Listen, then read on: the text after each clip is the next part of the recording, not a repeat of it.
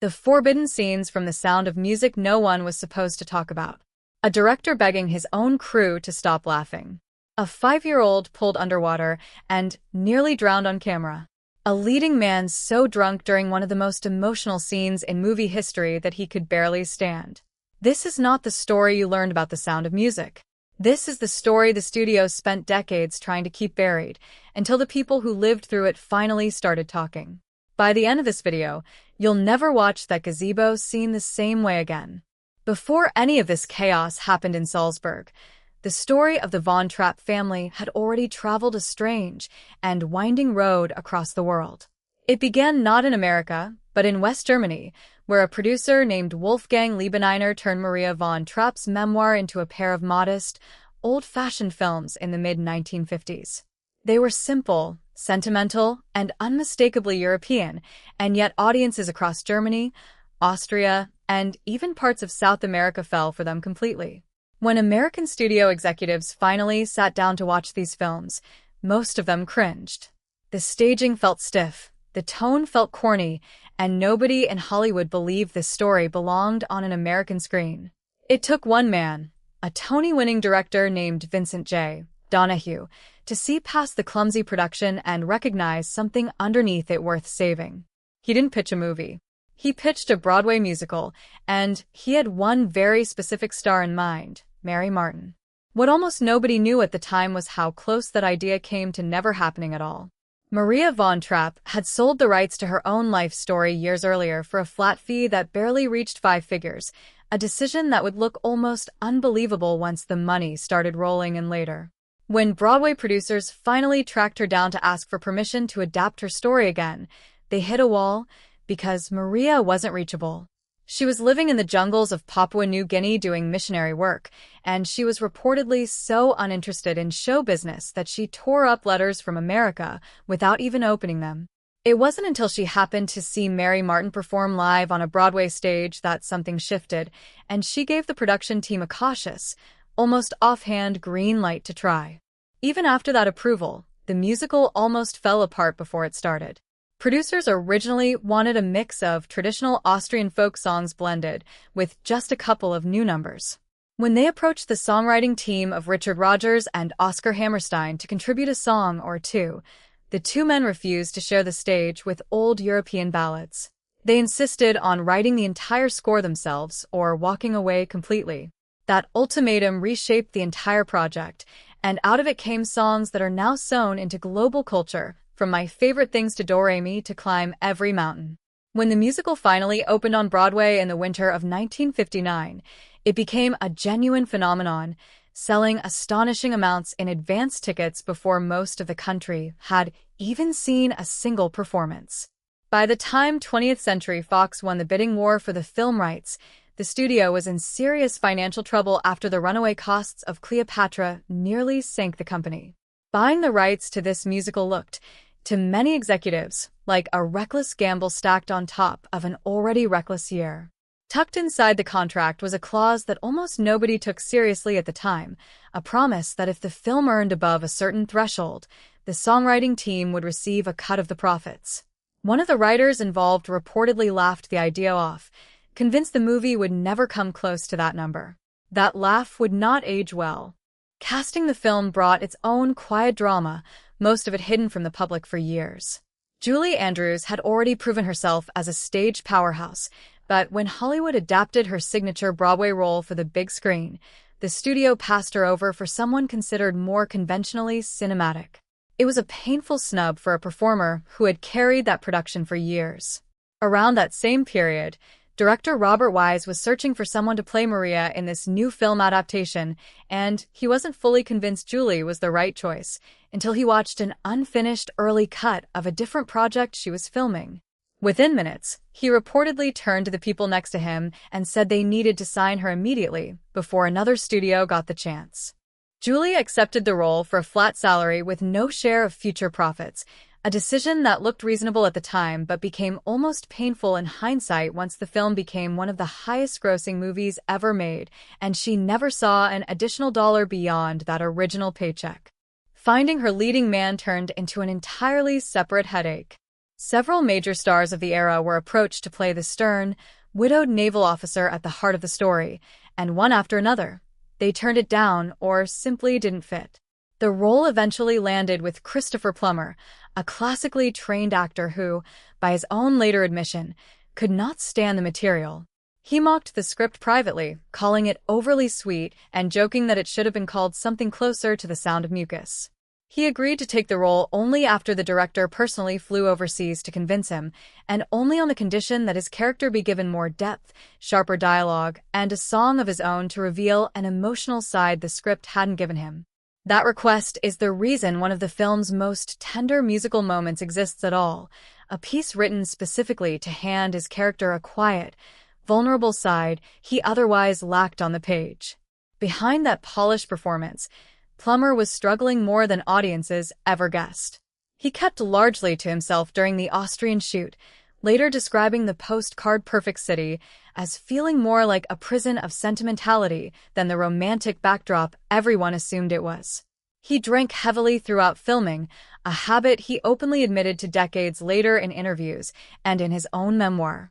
By his own account, he was noticeably intoxicated during some of the shoot's most emotionally charged scenes, including one that ranks among the most quietly devastating moments in the entire film, a farewell performance delivered under the watchful eyes of Nazi officials.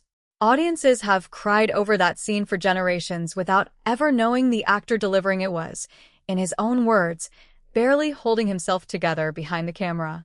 Then there's the detail that stung Plummer's pride the most.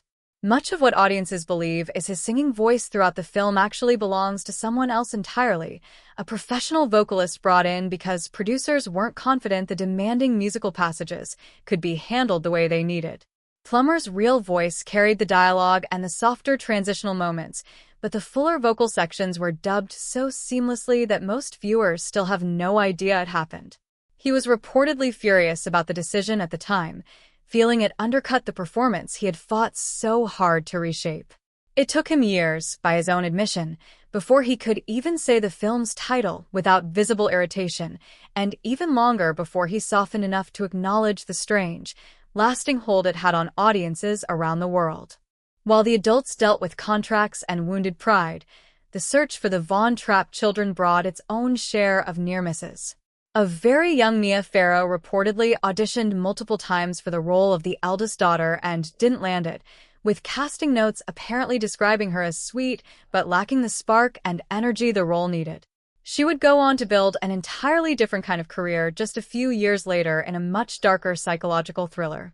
Meanwhile, a teenage Kurt Russell was reportedly considered for one of the Von Trapp sons before the role went to another young actor who later made his own mark by becoming one of the earliest live-action performers to play a beloved comic book hero on television. Now here's where the story gets genuinely dangerous, not just emotionally, but physically. During the filming of the scene where the Von Trapp children tumble out of a rowboat into a lake, the youngest actress on set, playing the family's smallest daughter, could not swim. The plan was simple on paper.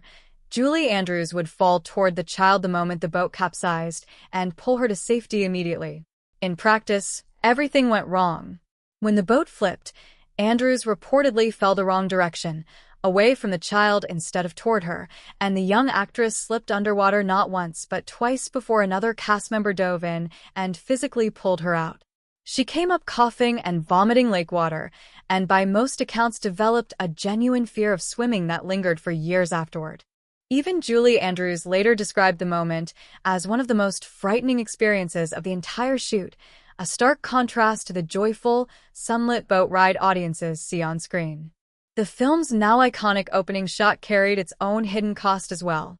To capture that sweeping aerial view of Julie Andrews spinning through an alpine meadow, a helicopter had to hover extremely close to the ground, circling repeatedly for the perfect angle. Each pass sent a blast of wind powerful enough to knock her flat into the grass, and by her own later account, this happened again and again, sometimes half a dozen times or more in a single sequence. Each time, she had to pick herself up, brush off the dirt, reset her expression, and deliver that same joyful energy as if nothing had just happened. What looks like effortless, dreamlike freedom on screen was, behind the scenes, closer to being repeatedly tackled by wind from a low-flying aircraft. Weather turned out to be one of the production's quietest but most punishing enemies. The shoot was originally scheduled to wrap location filming in Salzburg within about 6 weeks. Instead, unusually heavy rainfall stretched that schedule out to nearly double, leaving over 200 cast and crew members sitting around in wet clothes, burning through budget on hotel rooms, equipment repairs, and mounting wages while producers back home grew increasingly nervous. Given that the studio was already reeling financially from a separate, famously over-budget historical epic released around the same period, some insiders reportedly worried out loud that this cheerful little musical could become the thing that finally broke the studio for good. The film almost had an entirely different director guiding it through all of that chaos. Before Robert Wise ever came on board, a far more established filmmaker had originally been attached to the project and had even stepped away from other studio commitments to avoid any conflict of interest. But that director reportedly never connected with the material, feeling the songs didn't sit naturally within the story, and he was also privately dealing with hearing loss that made directing a heavily musical production increasingly difficult.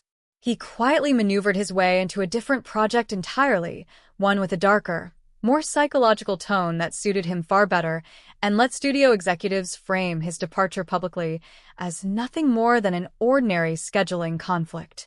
That quiet exit is the only reason Robert Wise ended up inheriting the project in the first place, arriving late in the process to assemble a film that would go on to outperform almost everything that came before it.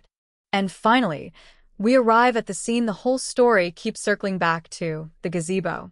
On screen, it plays as one of the most tender, romantic moments in movie musical history: soft light, quiet music, two people finally admitting how they feel. Off-screen, it was closer to a comedy sketch that refused to end. The massive lighting rigs used to simulate soft moonlight let out a loud, distinctly unfortunate sound every time they were adjusted, a sound that landed somewhere between a mechanical hum and something far more embarrassing. According to Julie Andrews herself, every single time she and Christopher Plummer leaned in close for the moment audiences now consider iconic, those lights let out that same ridiculous noise, and the two of them dissolved into laughter almost instantly. Take after take collapsed the same way. Eventually, the director gave up trying to fight it and rebuilt the scene entirely, shooting the couple mostly in silhouette against the glowing gazebo windows so their faces and their laughter stayed hidden from the camera. The moody, romantic lighting audiences have swooned over for generations wasn't an artistic choice from the beginning. It was damage control that accidentally became iconic. The studio, unsurprisingly, wanted none of this getting out. Cast and crew were reportedly discouraged from discussing the failed takes or the reason behind the scene's unusual look, and for a long stretch of time, most audiences simply assumed the moment had gone exactly as planned. It wasn't until years later, when Julie Andrews finally told the story publicly and laughingly described how difficult it is to deliver an intimate love scene while a mechanical raspberry noise interrupts from somewhere below the frame, that the truth finally reached the public in her own words. Taken all together, what actually happened behind the making of The Sound of Music looks almost nothing like the polished, wholesome image the film is remembered for. A near drowning that could have ended in tragedy. A leading man privately unraveling while delivering one of the most beloved performances of his career. A director scrambling to save a scene the studio never wanted anyone to know had fallen apart in the first place. None of it stopped the film from becoming one of the most beloved movies ever made, and in a strange way, all of it makes that success even more remarkable because it means the magic audiences fell in love with was built, quite literally out of chaos, exhaustion, and a crew that somehow kept going anyway. If this kind of behind-the-scenes story is something you want more of, let me know in the comments which classic film you think is hiding its own forbidden stories, and don't forget to like and subscribe for more of these deep dives into the moments Hollywood never wanted us to see.